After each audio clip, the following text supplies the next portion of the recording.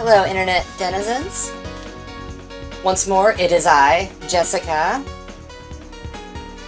your acerbic and occasionally friendly neighborhood retro lunatic. Of course, we're playing Nights into Dreams. So here's the situation, right? So I've played Christmas Nights on the show previously. I have the disc here.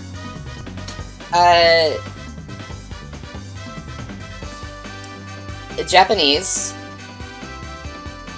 but it's a short enough game. Like, it's really, like, it's more than a demo, but it's definitely not a full-length game. But they're pretty much saving Christmas. Like, you could gather what was going on just from the cutscene pictures. But with the full game, I do have the disc from Japan. But I want you to be able to understand the story and what the characters are going through. So, just for the sake of your all's understanding, because most of my audience is English speakers, whether as their first or second language. I do have the Knight's Western manual, but I don't have the disc yet for my region, so I'm gonna play it off the Sorrow. Seriously? What a blonde. She's misremembering it from Christmas Nights. That game has Japanese voiceovers and subtitles. The main game does not. She could have just played off the Japanese disc and not created a problem for the audience. What a goof. So, the load times are probably going to be shorter than you're used to if you've played it off a disc yourself. I haven't encountered any anomalies as of this moment, but if there's any minor weirdness, like graphically, it's just because of running off Sorrow, so.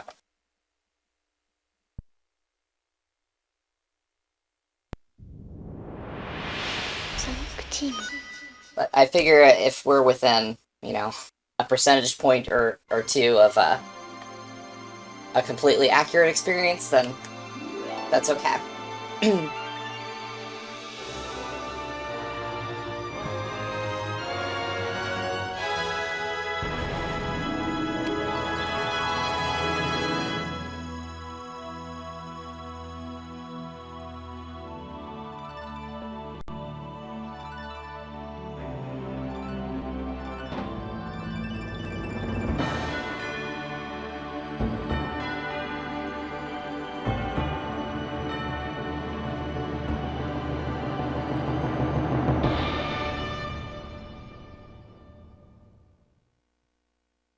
It's so beautiful.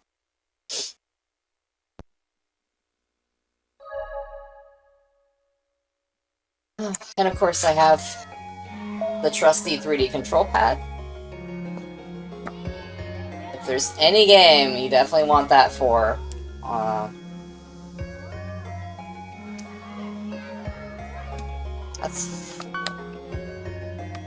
think I only cleared like one level or something in that, but we're just gonna make a new file. So.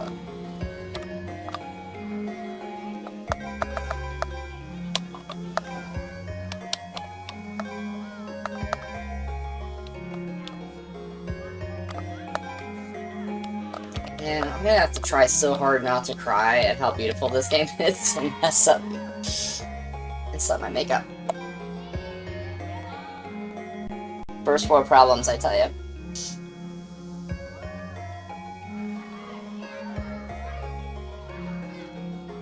We'll start with Claris's dreams. But I guess, while I recover from being misty-eyed, I will read the, story. I think it's only 2 2 pages for, like, the introduction. NiGHTopia in peril. That night, Elliot and Claris return home, thinking themselves failures, not realizing that the real challenge is about to begin. In the world of NiGHTopia, where our dreams are played out, an evil being is gaining tremendous power. He is Wise Man the Wicked, and through his creations, the Nightmare, he captures precious dream energy from humans. If he is not stopped, he will rise from the subconscious and enter our world. No power on Earth will be able to stop him. As Wise Man's Nightmare start fulfilling his horrible plan, a NiGHTopian escapes from the dream world and begs the sleeping Elliot and Claris to save the world from the evil being. Just a few moments ago, they felt like total failures. But now that the world needs their help, Elliot and Claris feel, for the first time in their lives, a courage growing within them. They accept the NiGHTopian's desperate requests. The creature explains to them that they need to recover 4 types of dream energy from Wise Man's idea capture, a group of large machine-like beings. The 4 energies are white, representing purity, green, wisdom, yellow, hope, and blue, intelligence. Wise Man will attempt to steal Elliot and Claris's dream energy and try to confuse them by placing them in strange dream worlds. These worlds are places developed from the depths of their minds. The 5th and rarest of the dream energies, Bravery, which is red, is the only type of energy Wise Man and his henchmen cannot steal. It is said that the only one not yet under Wise Man's power is NiGHTS, who appears as an aerial acrobat and is attracted to red dream energy.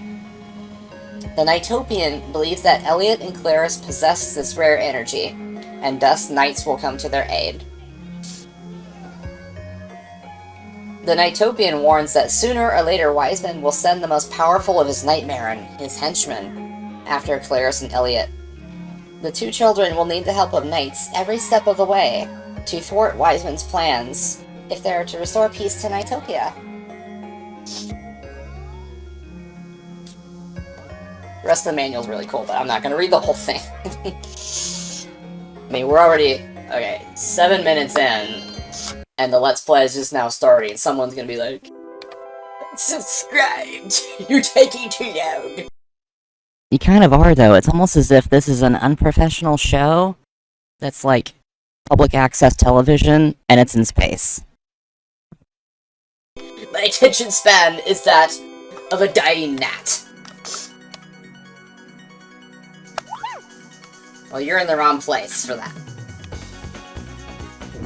Go have yourself a Tic Tac or something.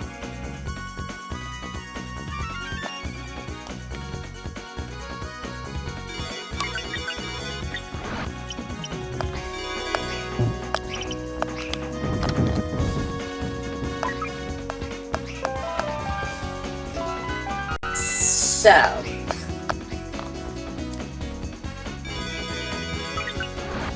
out of every SEGA Saturn game, I have by far the most history with this one, because I played this when it was new. You know, much to my chagrin, I did not own a SEGA Saturn when it was commercially available. I played this a lot at Best Buy, and they were one of the few places around in my area that had SEGA Saturn demo kiosks. Like, lots of stores had Nintendo 64, PlayStation, Super Nintendo, Genesis, but Saturn, it's hard to come by. It's like, there just weren't a lot of demos provided. But for those of you who did watch my Christmas NiGHTS playthrough, this will be a little bit redundant, but bear with me. NiGHTS is like my... It represents my regret with the Saturn for not just listening to my heart and my gut and giving it a chance anyway, despite how much my family and I felt burned by, like, the 32X, and to a lesser extent the Nomad. Like, I'm trying not to sound ungrateful, because it was really cool to have the Nomad, but it was kind of like... It's like my parents just kept getting talked into, like, making lateral moves instead of, you know, kind of getting ready for the next generation of gaming hardware. You know, obviously the 32X was not that.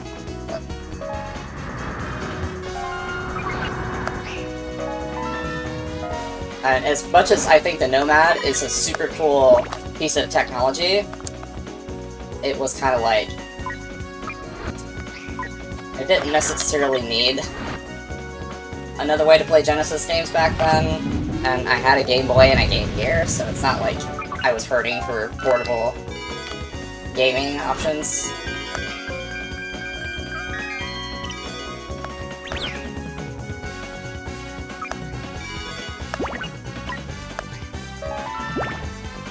And of course, I was lucky to have those. We got the Game Gear secondhand.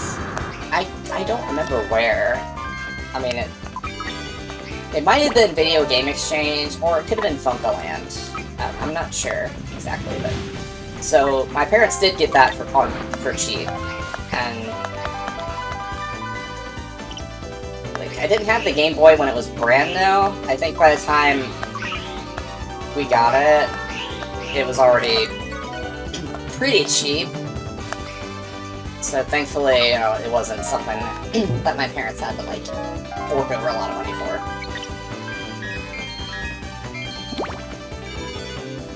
So I don't want to sound like an ingrate, like, it was cool to have the stuff that I did have, right?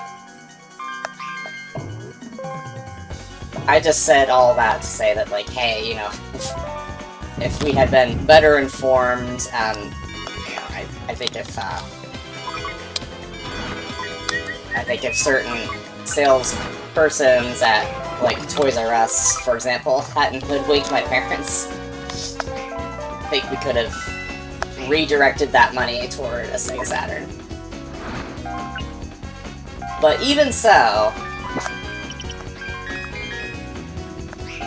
I could still have asked for one for Christmas of, like, 96. Because I ended up getting a PlayStation, like, at the end of 1996. It gets a little blurry, because it almost is like, wait, was it the beginning of 1997? But it would have had to be Christmas, because there was, like, no other day that would have warranted, like, you know, my parents didn't do, like, random gifts. It was just like, alright, it's Christmas, this is the one time where you can, like, get something. I mean, my birthdays, I would get something. It was usually a smaller event than Christmas.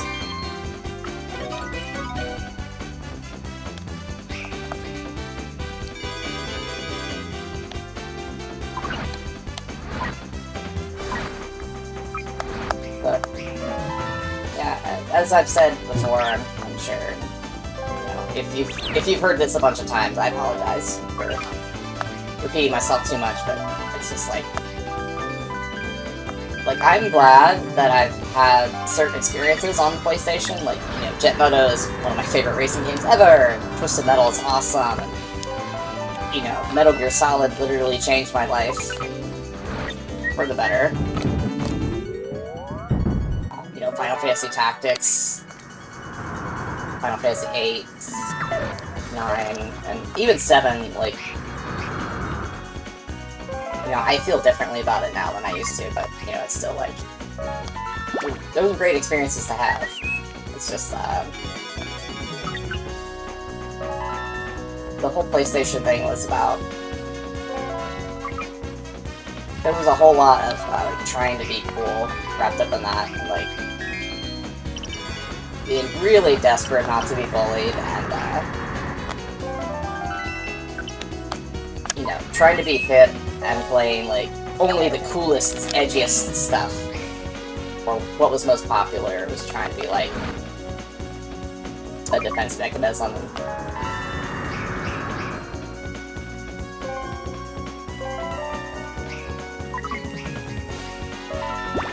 But also I realized, looking back, that,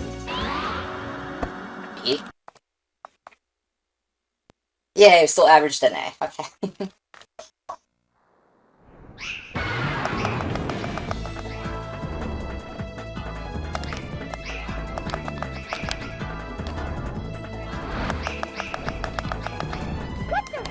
Hey.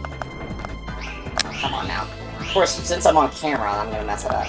Like, since I played Christmas Nights, I'd figured out how to paraloop his tail, but now I'm totally forking it up for my live, not live, but almost live audience.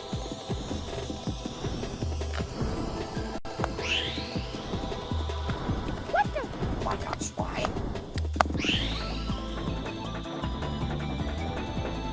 Yeah, you can tell I practiced.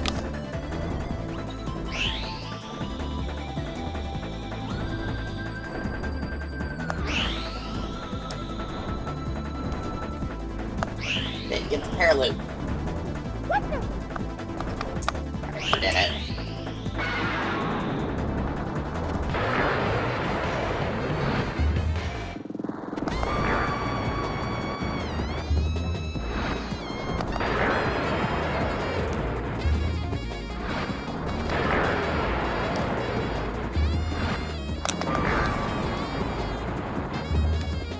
Probably not even gonna be able to finish it.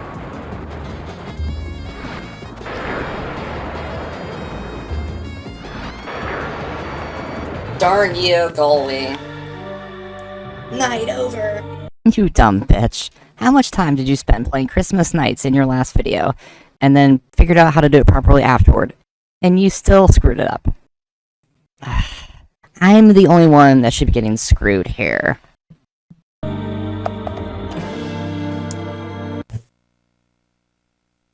Lure the boss into a paraloop. Well, I was trying. I was too busy telling a story.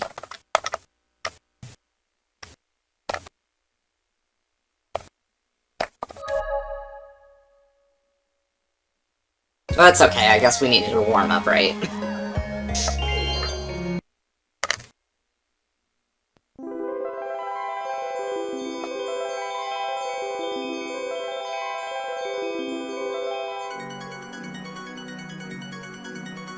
It's like, going back to when I played this in store, like, you know, I didn't understand the mechanics of the game, but, you know, I really enjoyed flying around, and, like, you know, love the colors, and the art, and the music. It's just like, and of course, there was something about, like, I really, to be fair, Claris and Elliot, like, both of their, like, struggles are things that I can resonate with, but I think, you know, of course, I think I saw more of myself in Claris.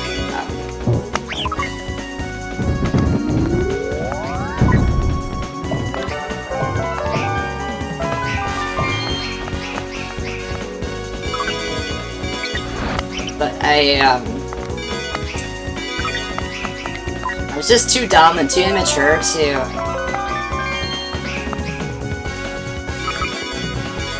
just approach games, and I think also you can apply this to movies and other like arts and entertainment mediums, you know, that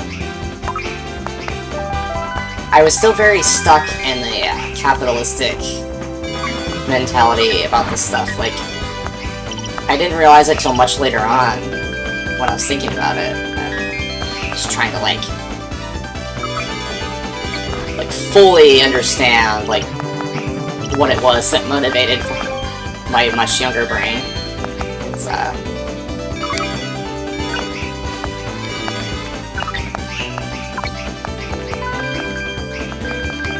I think it's just something I learned from my parents.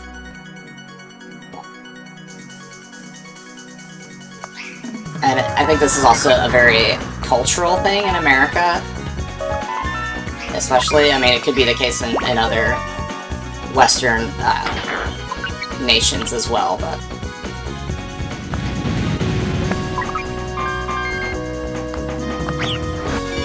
where... we put so much emphasis on winning. Like, we want to be on the winning side. Like, we want to,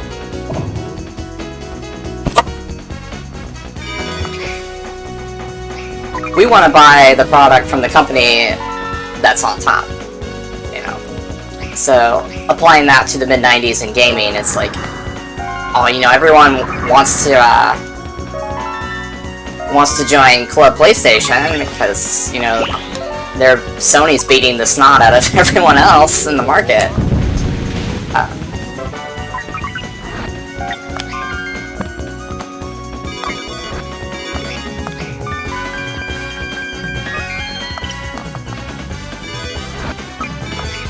And, you know, you can apply that elsewhere, like,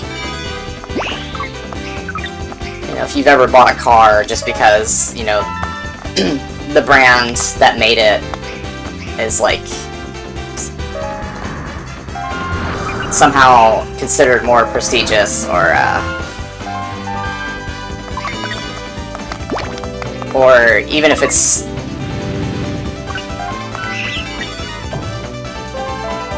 not for the best reason, you know, they're outselling the competition.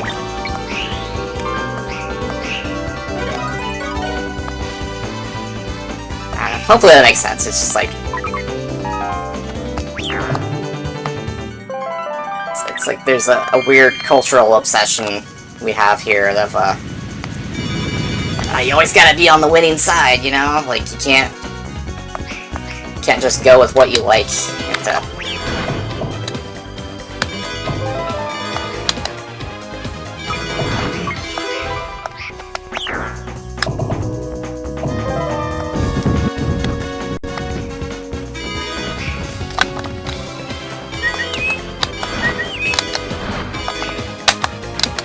If you're not in league with the most popular and most successful, then, you know, you suck, you're a loser. That's where I was trying to get with that. It's like...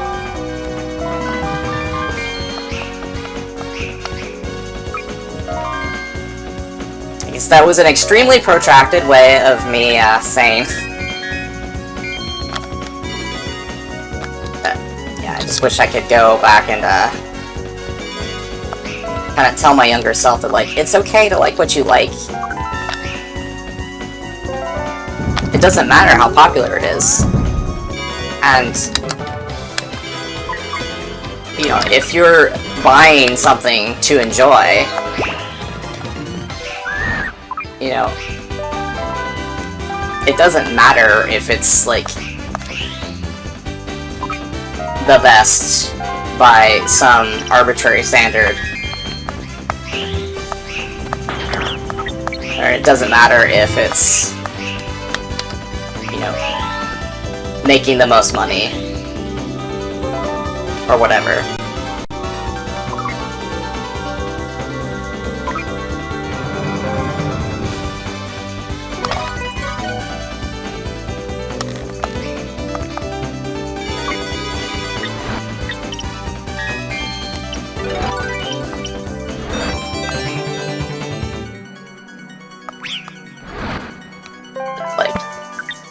Yeah, go ahead and get that Saturn, because it's going to bring you joy. It's going to enrich your life. You can have those PlayStation-specific experiences later.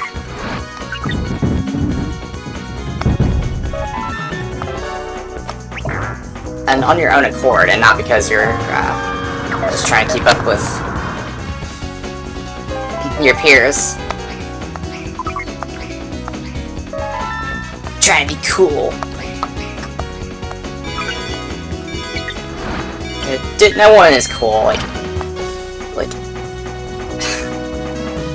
Like people, or like, you know, entities, companies, if you will. Like, they're only ever cool by happenstance. Like, anybody who tries to be cool is never cool.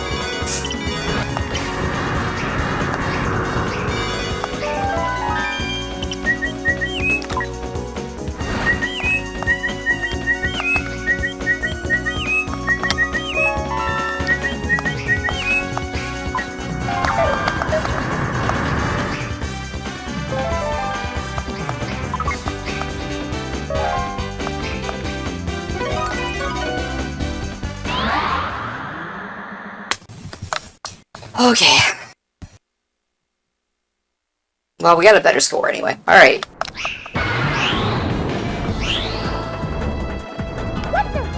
Oh my gosh. I'm only gonna try it a couple times, then I'm just gonna defeat him the conventional way.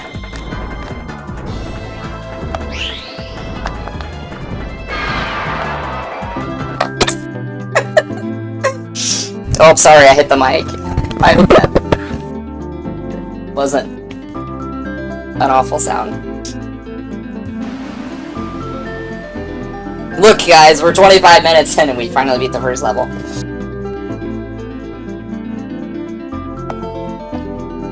I mean, technically, you can...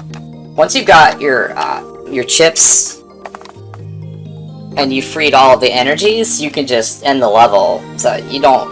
I could have finished that way quicker if all I wanted to do was just zip through the story, but I wanted to play well. Because since I had played Christmas Nights for the channel, I wanted to do more justice to the score attack element of this game, because I think that's part of its beauty. But I will also try to not fail.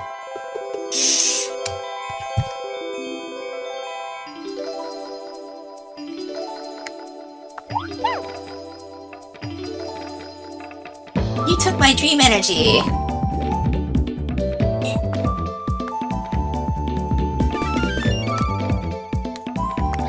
Also, almost half an hour in, and I'm mentioning that I really, with this video, I'm trying really hard to improve the presenter quality of my voice.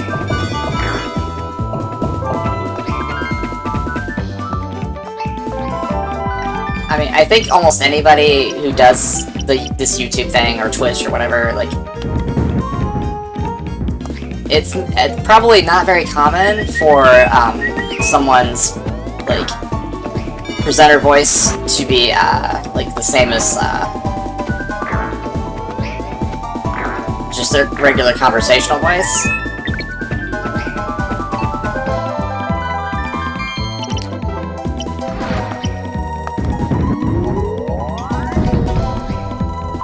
But even so, I think, like, my online voice has needed a lot of work. Oh, I meant to go another lap. And it's not been consistent.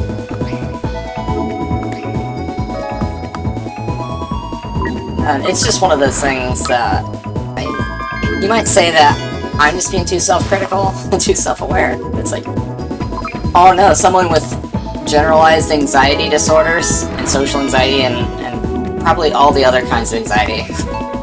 Who can say? Oh no, they're like self-conscious and like overly self-aware and think about things too much. It's like, what a shock.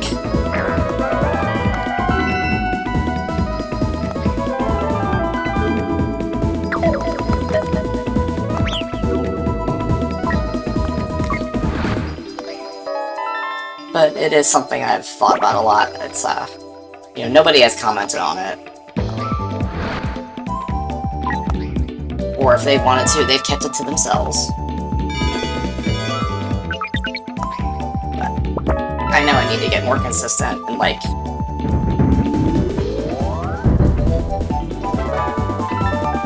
I will give myself grace, because, like, if any of you have watched my very first videos on the channel, like, you'll remember I commented about how much my voice hurt. Like I played Sonic 1 and Sonic 2 back-to-back in the same night.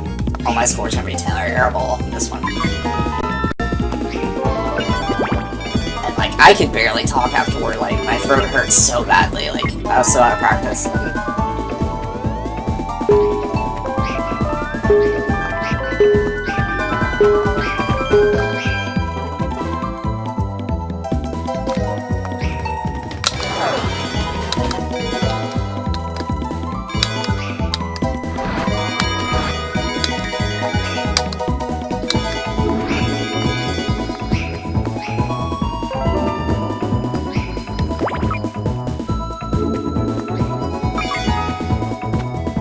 So, things have gotten better as far as, yeah, you know, how long I can speak and, you know, how much I can push things, in one video or one day's worth of recording videos.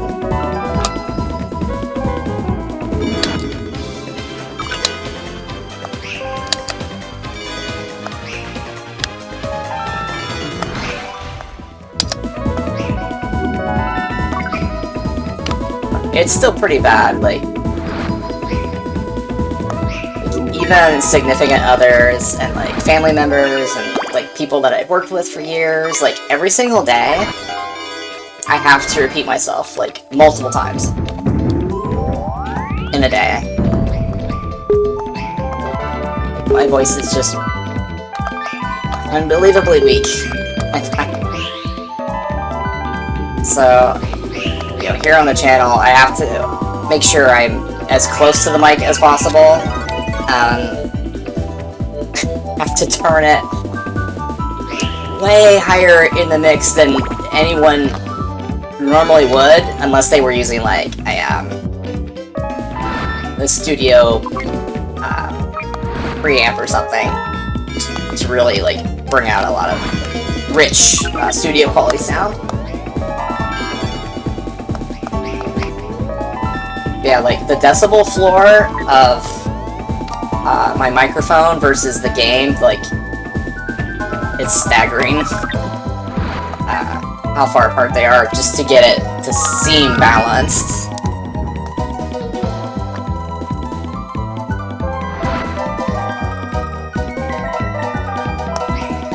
Ah, shoot. I don't have this level super well memorized.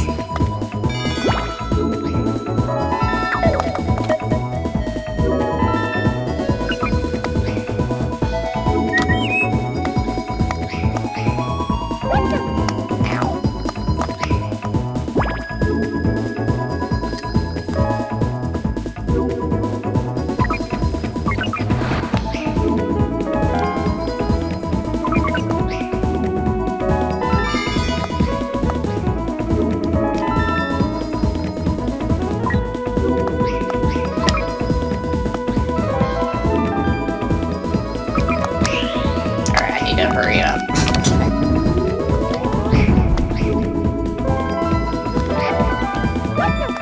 Oh, that's not good.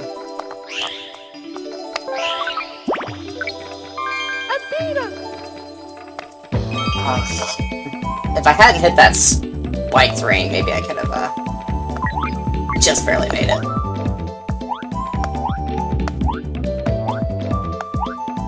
Yep. That 5 seconds, I would have,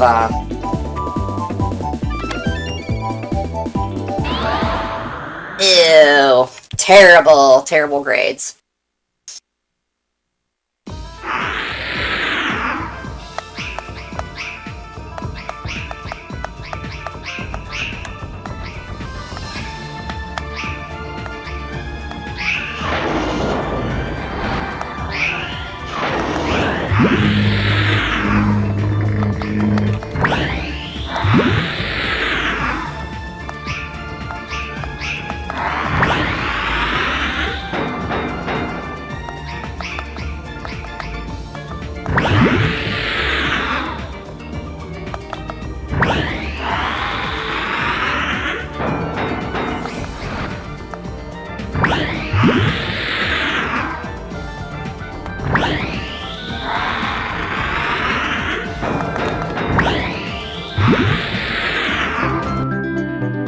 Yeah, he's pretty easy compared to Goldwing. Well, I mean, Goldwing's easy if you get the paraloop right, but...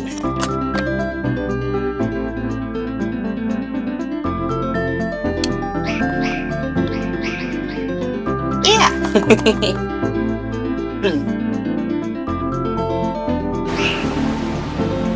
Yeah, I'm just trying to get more consistent. It's like...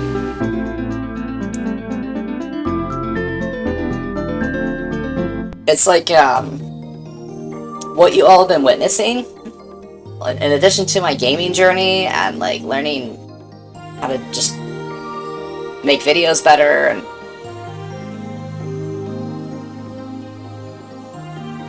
overcoming like anxiety and my other mental health struggles that I've talked about is also, it sounds ridiculous, but like literally relearning how to talk properly. It's like, with the injuries I sustained, which I think I haven't really talked about that since my Sonic 2 video very much, but... And just years of just really sad isolation and trying to never be noticed, ever, like never stand out. Don't want to be seen, don't want to be heard.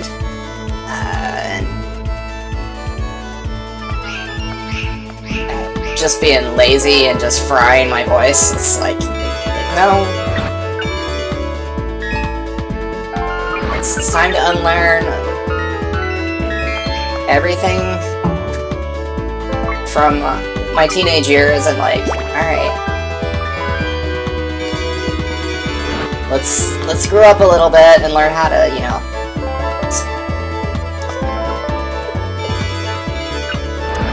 be a better presenter of ideas, and I was supposed to bounce off of that. This almost a trip.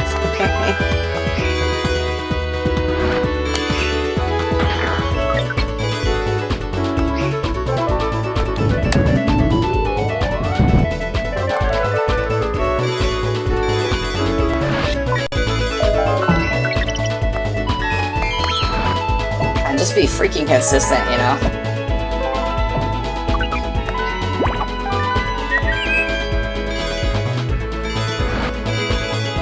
I mean, nobody's perfect, like... Case in point, I accidentally cashed in early. I mean, it also depends on your mood, and obviously if you've damaged your voice, you know, you're not gonna, put on exactly the same show that you did.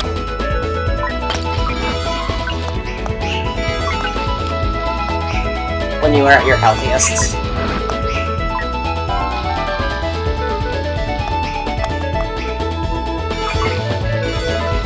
You know, even people that have like the, like what you call it, like the DJ voice or radio voice, or even like, you know, the legendary Mark Bussler himself, like, you know, I'm sure they still have off days where they're like, I don't like the way I sound. I don't sound quite right, or I'm in kind of a weird mood, and it just kind of, it's hard to sound enthusiastic or happy. And I'm definitely guilty of starting a video and being super excited and like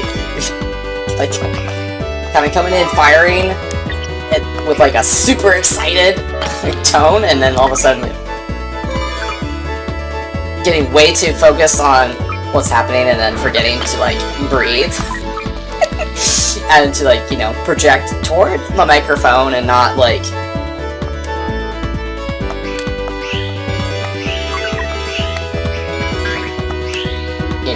anywhere else.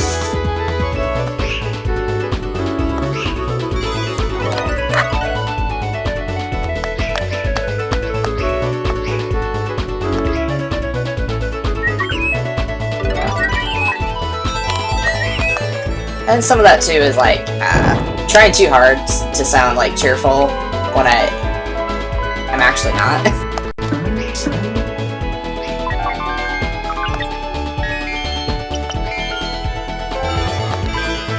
Because, you know, you don't want to make these kinds of videos, or you don't want to do a live stream when you're, like, pissed off, you know? You know, your audience didn't ask for that. Or if you're, like, overly sad, and not because, you know, you played a game with, like, a sad story or something.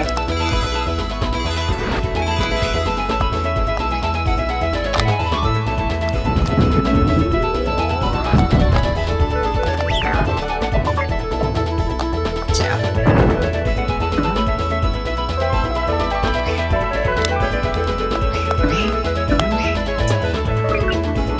didn't necessarily mean to go on that long about that subject, but I just felt like, you know, as with many other things, I also tend to look at it from the perspective of like, you know, if that helps a fellow creator or streamer or whatever, or just makes sense to somebody, and like, you know, I should probably cash in.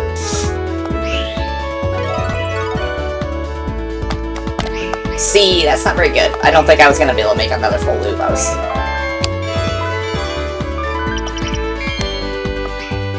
not using my time super effectively there.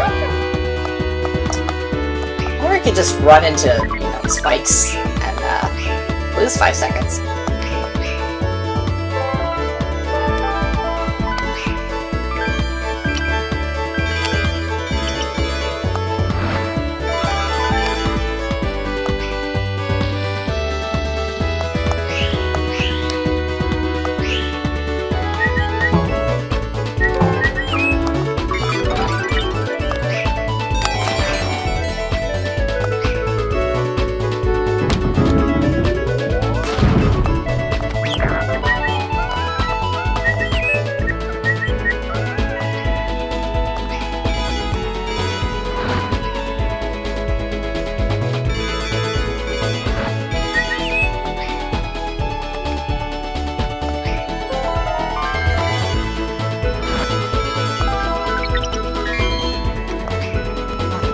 It's just so pretty. It's just like...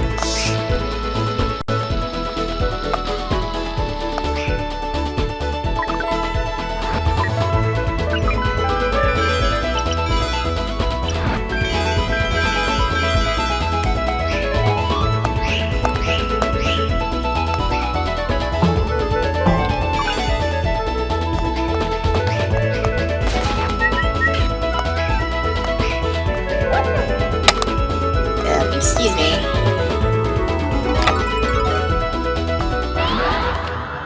Well, at least we got a decent grade on one part of the level.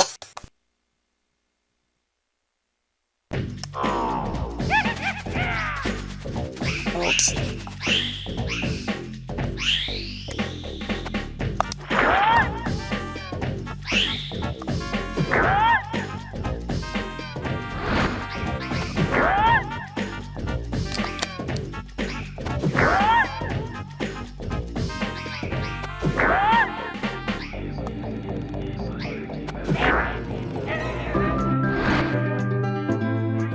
Once you get this cape off, he's pretty easy. You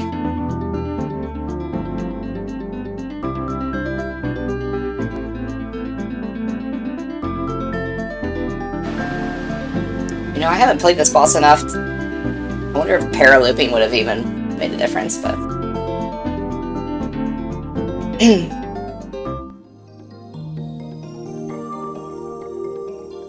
Yay!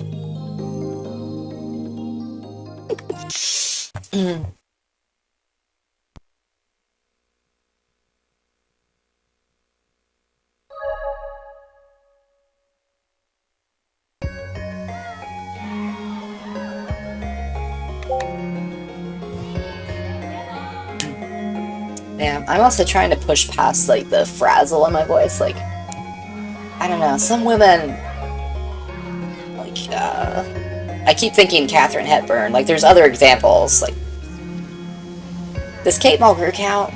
She's got kind of a smoky voice. I like her voice. It's like, it's like a little bit of frazzle, but in a, like, in a nice way. I don't know.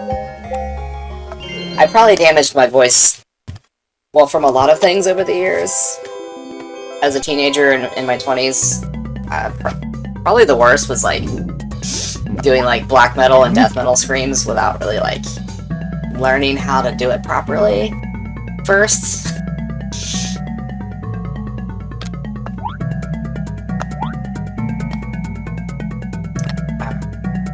This is such a beautiful moment though. Like, the first time that I played this, it's like the arrow is leading you, like, you know, what are you supposed to do? Like, believe. That's what you do. And this music.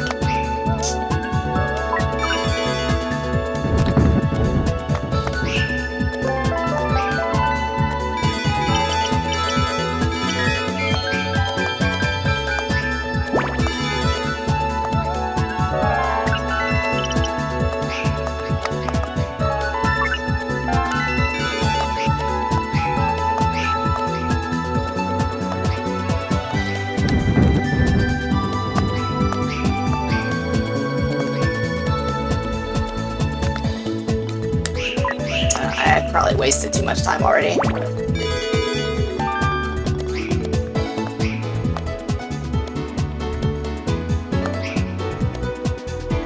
Oh, that's where they were. Okay. You have to look high and low.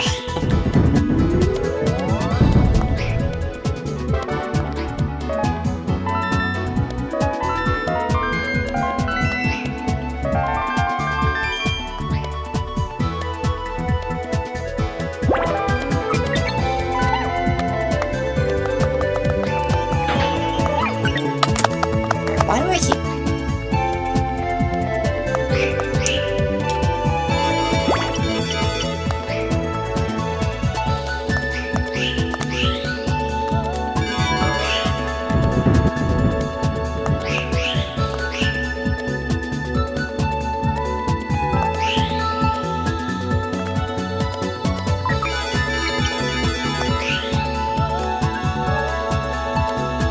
I need to hurry up. I missed one ship.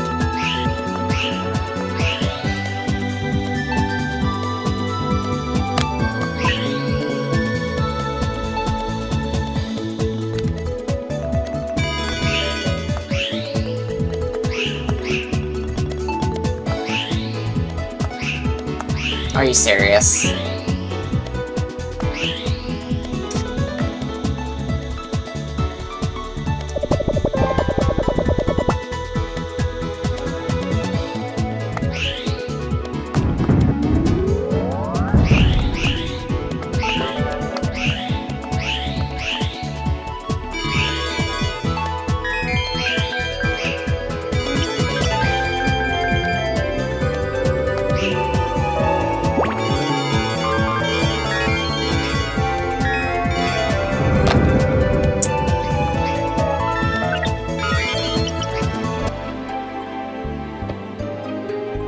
Yeah, see on that one, you don't get any time extensions. So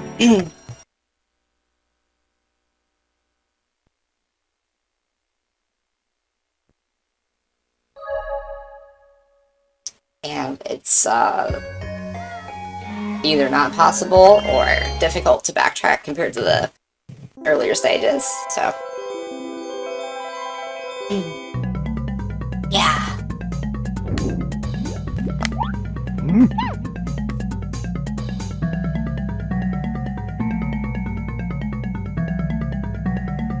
Just believe and take the plunge.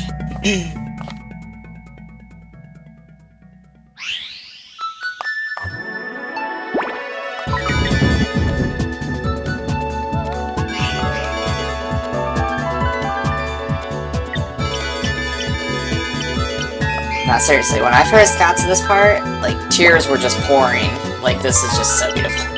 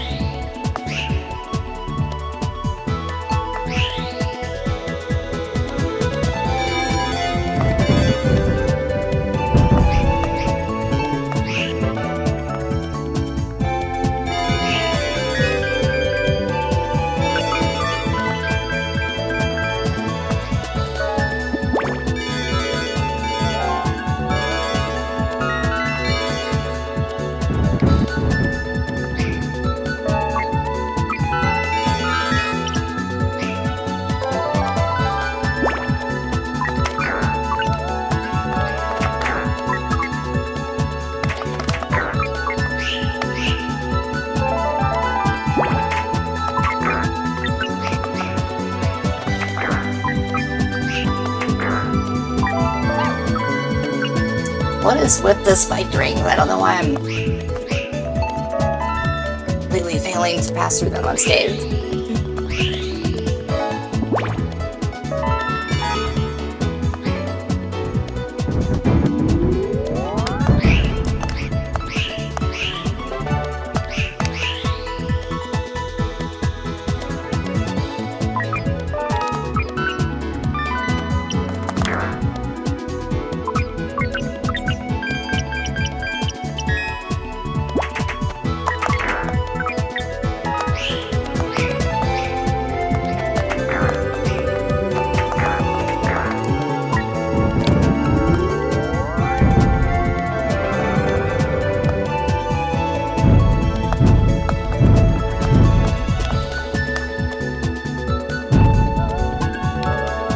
Together they do it.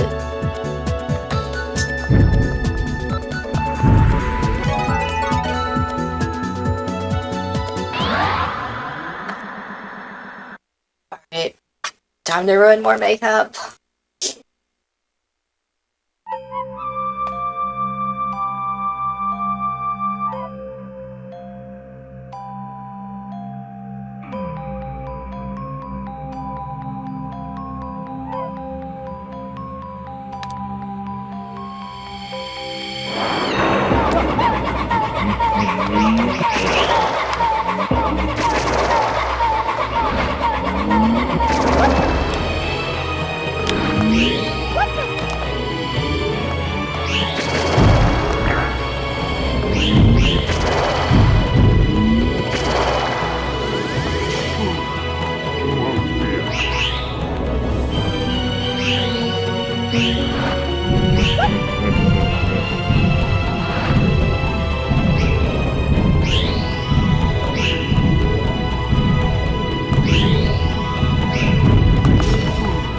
It's always the things that happen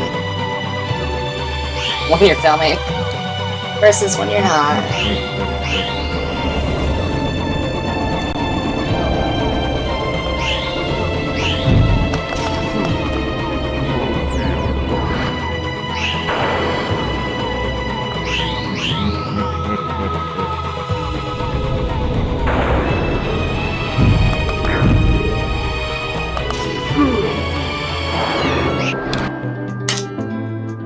The wise man for like final boss, he's pretty easy, but of course to get a good score,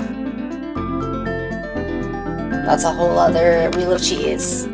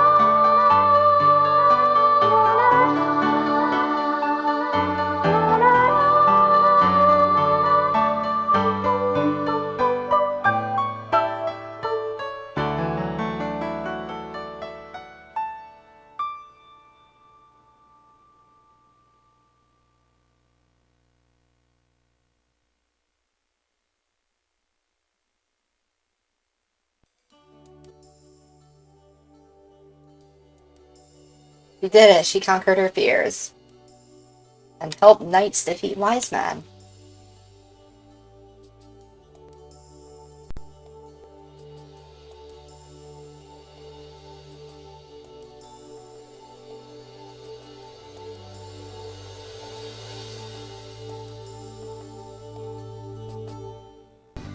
Yes. That's one half of the game. So, while I was letting the music play... Oh, whoops.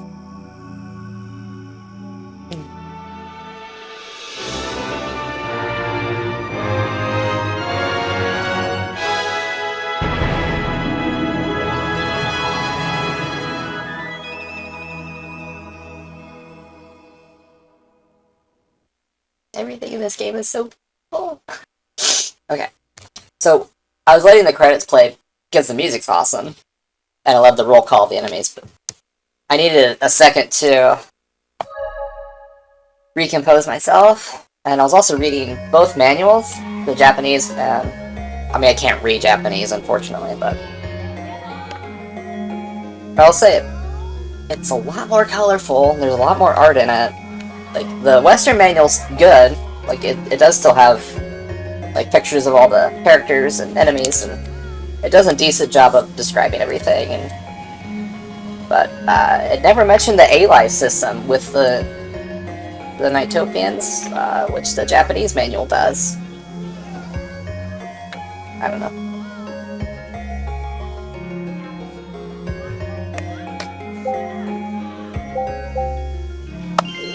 Alright, Elliot, my dude, you're up.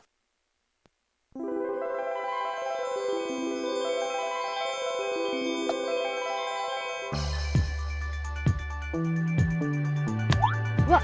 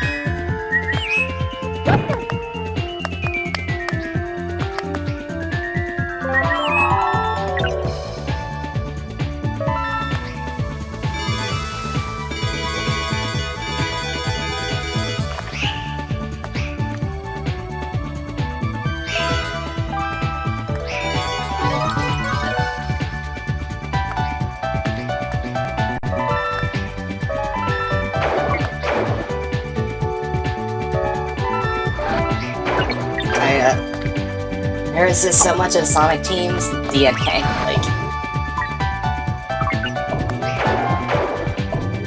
even if you haven't spent a lot of time playing Sonic Team's Sonic games, like, you could jump into this and it's just like... You can just tell it was programmed by the same people. And even though it's very much its own world, there is definitely, like, some synergy with, like, the aesthetic and the music and just the way the game makes you feel, you know?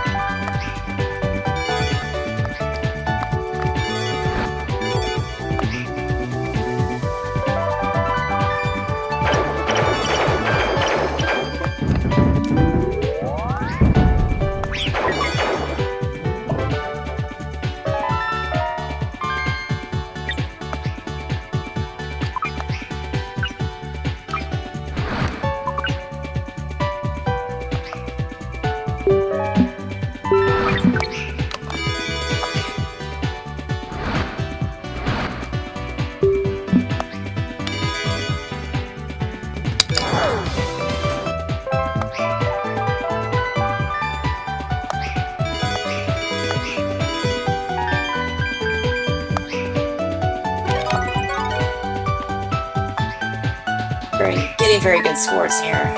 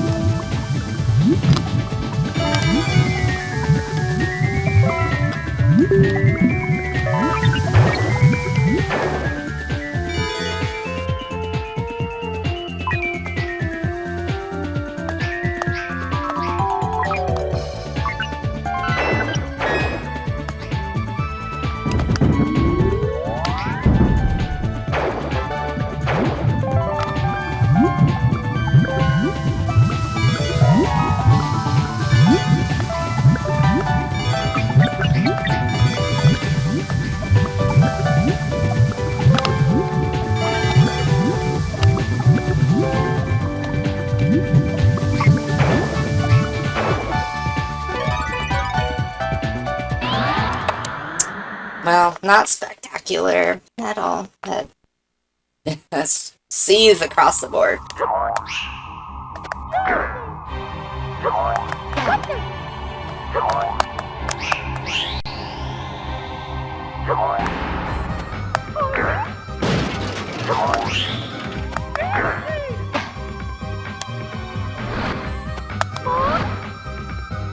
That's right.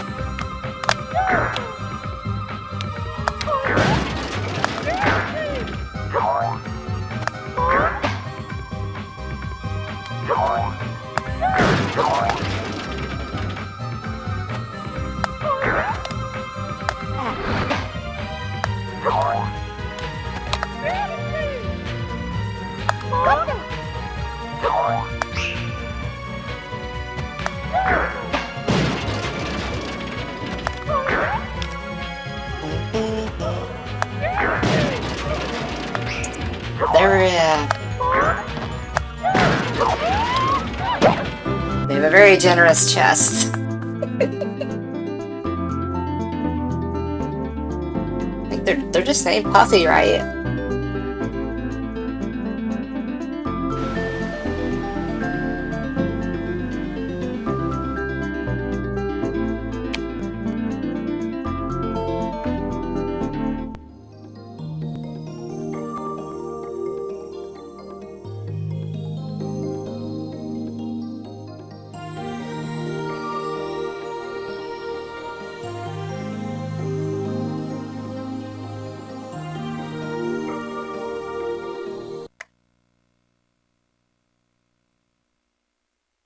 That's true.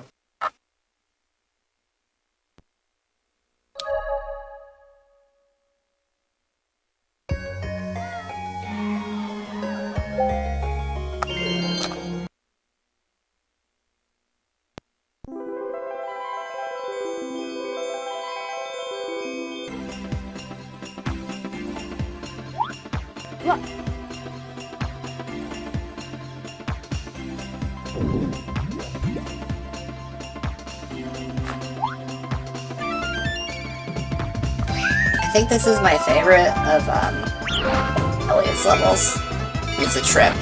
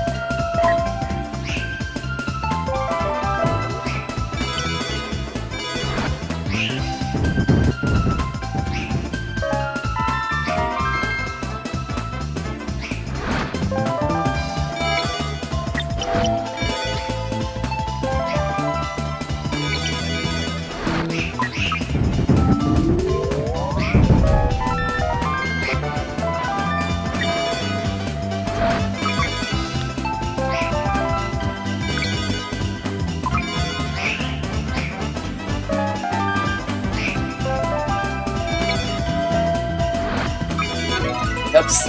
I meant to do another loop. That's no good for me.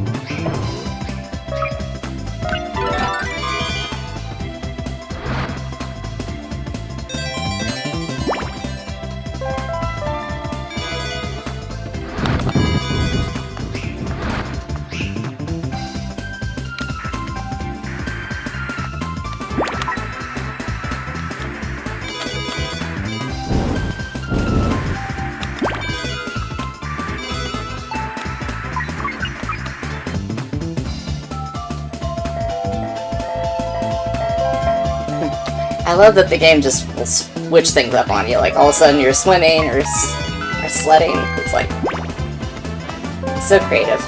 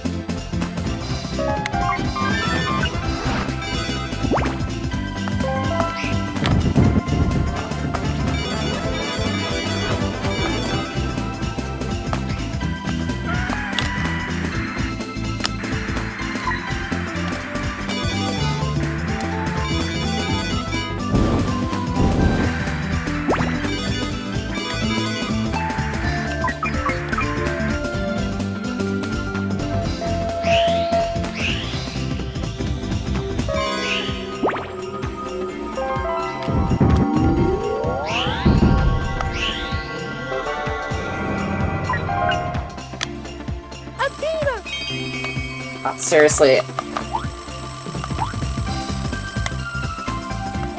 What's right there?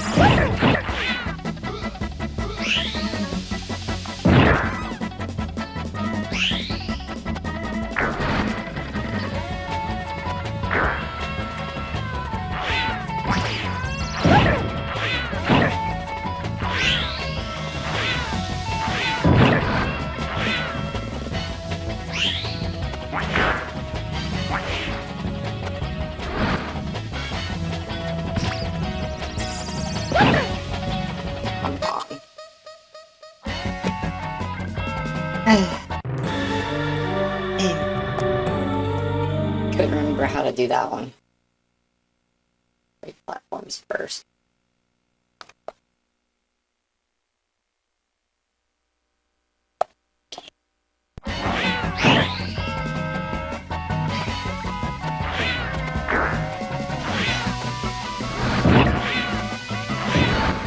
Oh.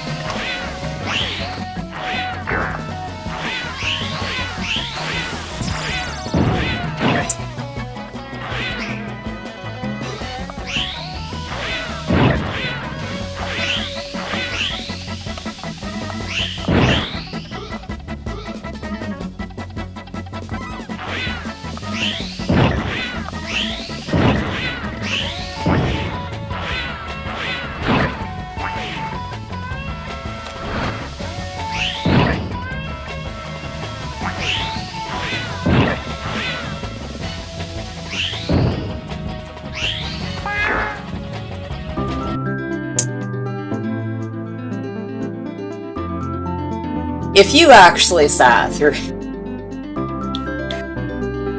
all of that, watching me play the level again.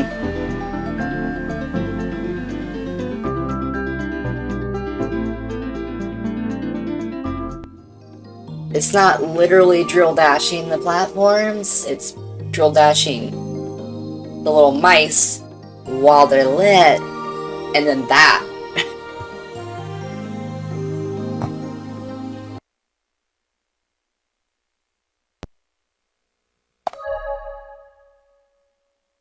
That's what happens when you only play the game once and you didn't really, like, commit to memory, like, every last boss. And when you also don't pay full attention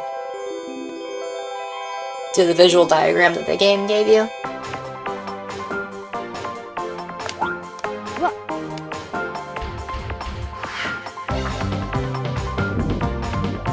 This level definitely gives me similar vibes to,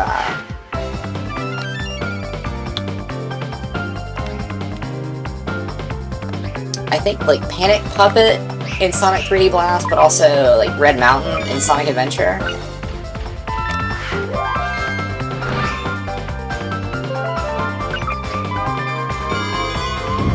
Yeah, we're going with it.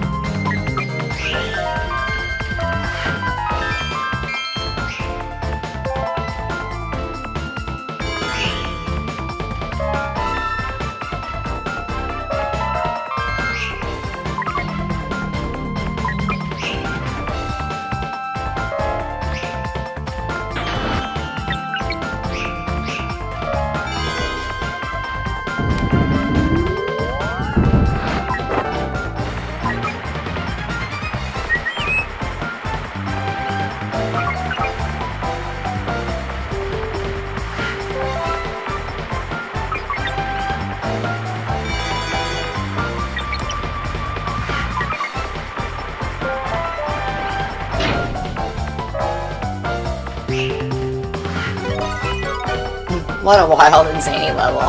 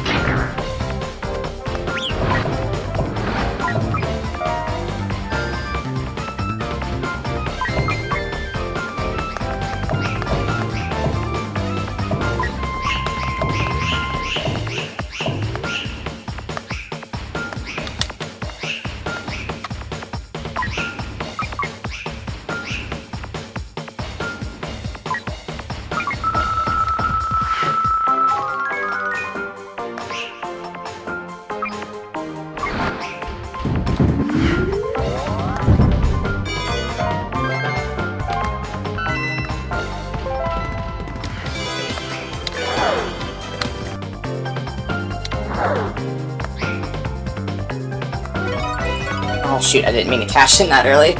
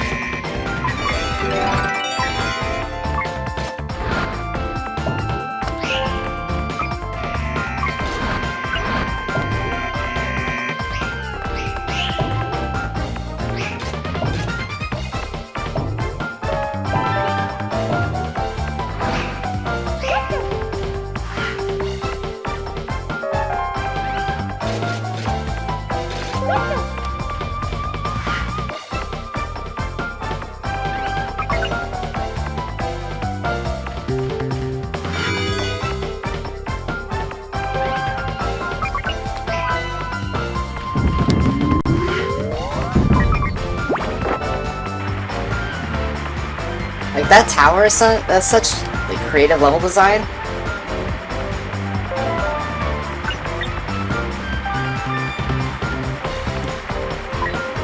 Makes better use of 3D space than stuff I've seen in the years since.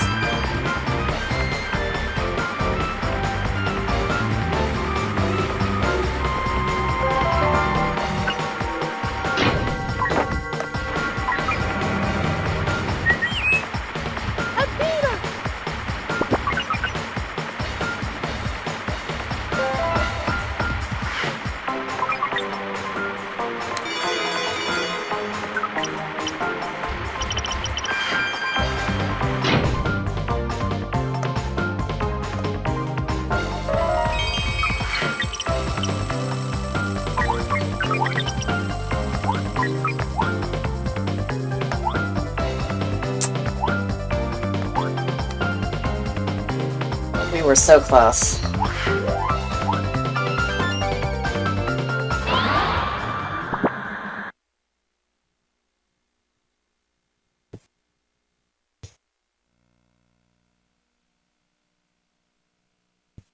Very nice.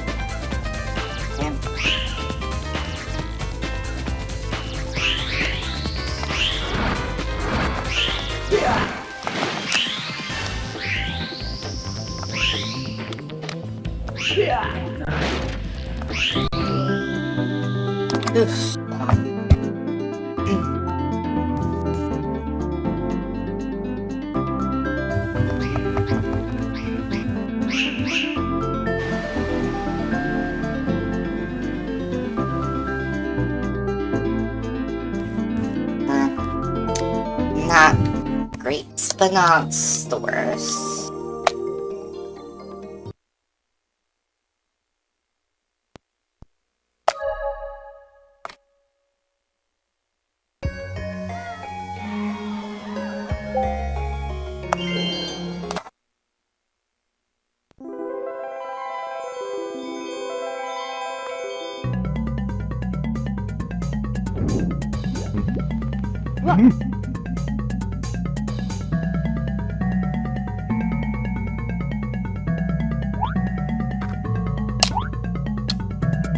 Time for you to take the plunge as well, Elliot.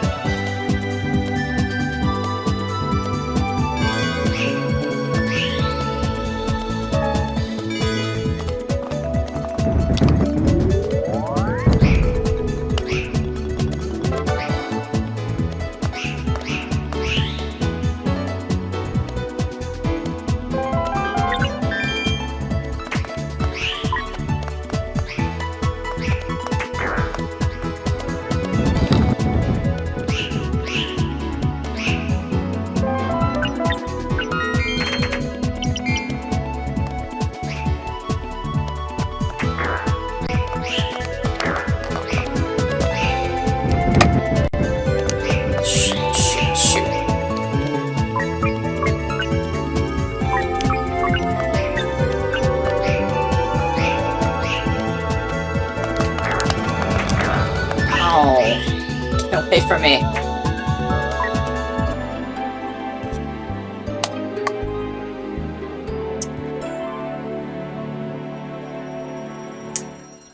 That backtracking attempt backfired.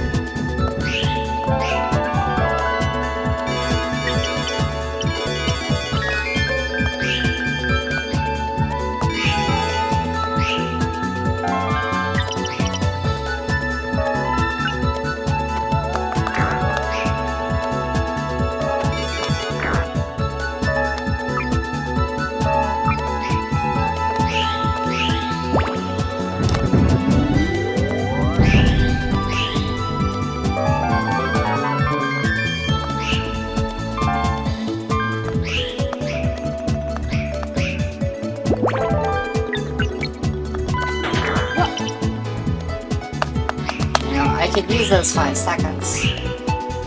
Thank you.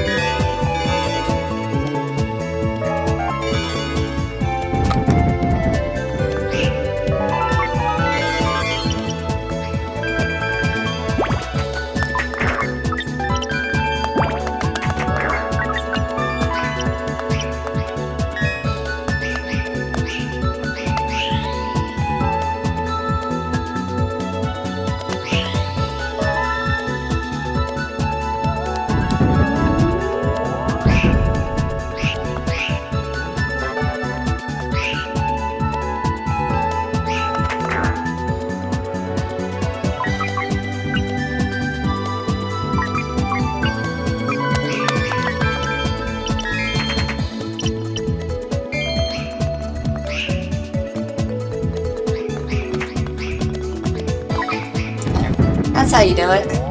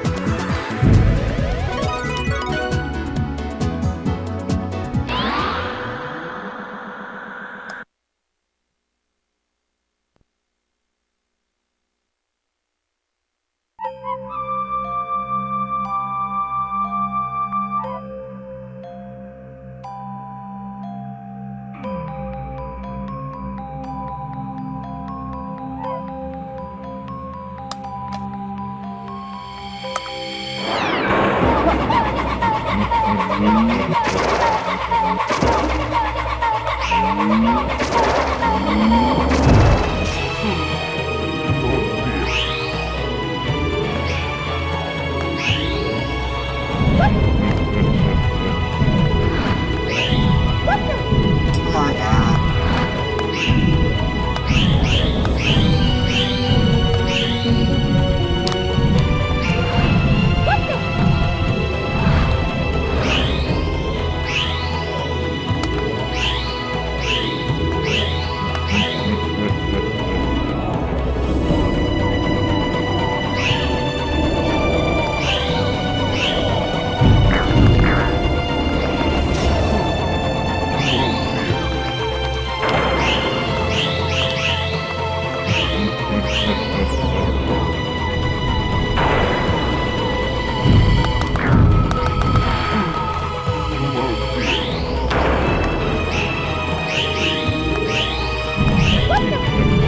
Stop hitting the asteroids. Thank you.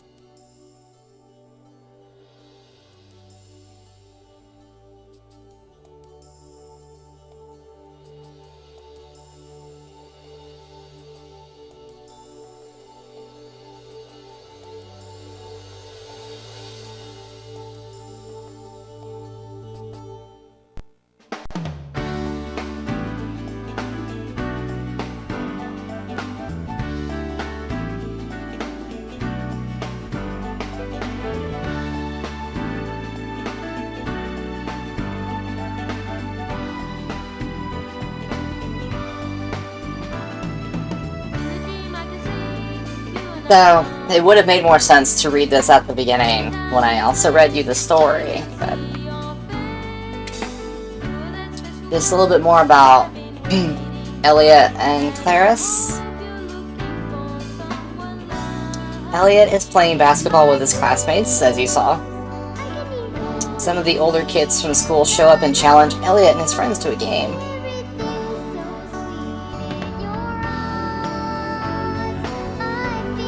A teammate passes long to Elliot, but the star player on the other team steals the ball.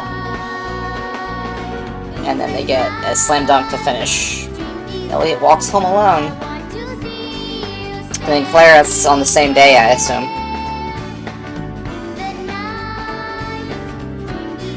The stage light flares on and her heart starts racing. The directors are out there watching.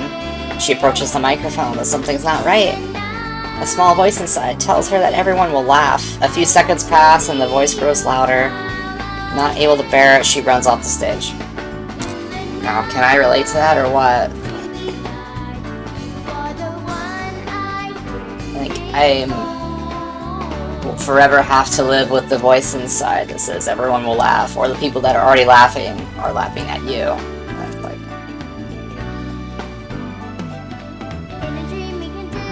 even though the majority of the time that's not true, you know.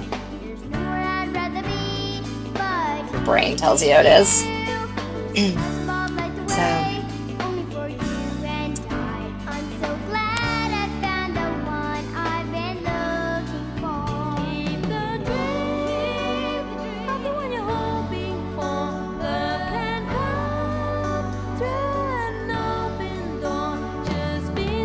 they conquer their fears.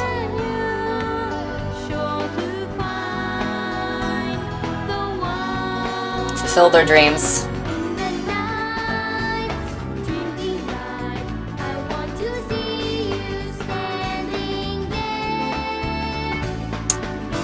So although I played this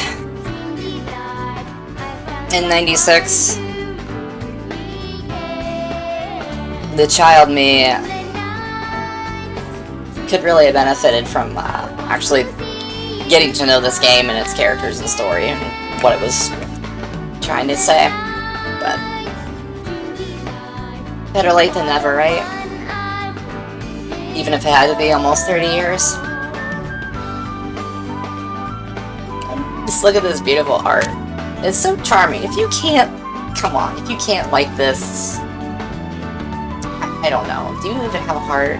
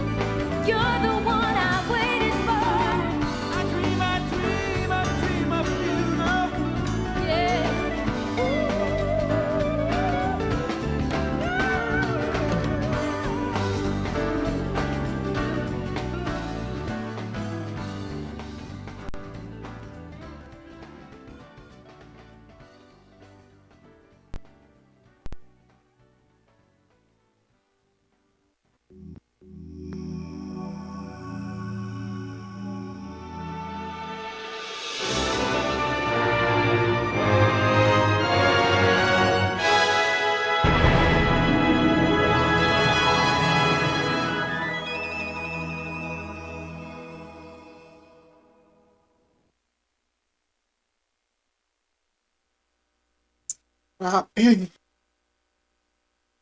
course, we could still go for A ranks in every single level, play around with the A life system, but that's pretty much Nights into Dreams, y'all.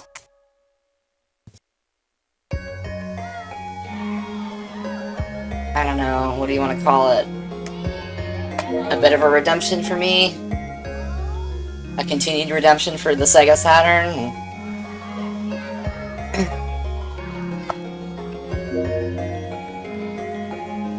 And of course, just a beautiful work of arts as I accidentally selected a stage to replay. Thankfully, you can soft reset from the controller.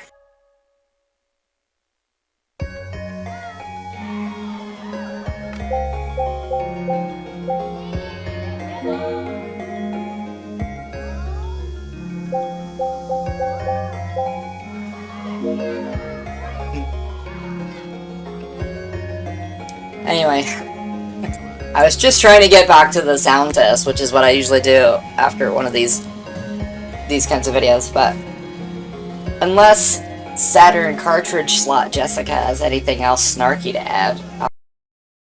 Oh, you'd best believe that I do. See, she still thinks she's talking to a disembodied voice traveling through space from another timeline, another version of her. What she doesn't know is that I have already possessed her SEGA Saturn. So now, instead of just being a human with a cartridge slot installed, I am on the SEGA Saturn with a cartridge slot installed. Now, if you'll excuse me, I'm gonna go get rammed by up to 4 megabytes. That'll probably do it for the video, so thank you for watching.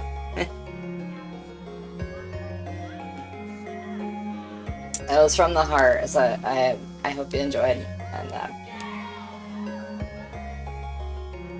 I'm gonna hang out in Nightopia a little bit longer and enjoy some music and vibes. But much loves, y'all. We'll see ya in the next episode.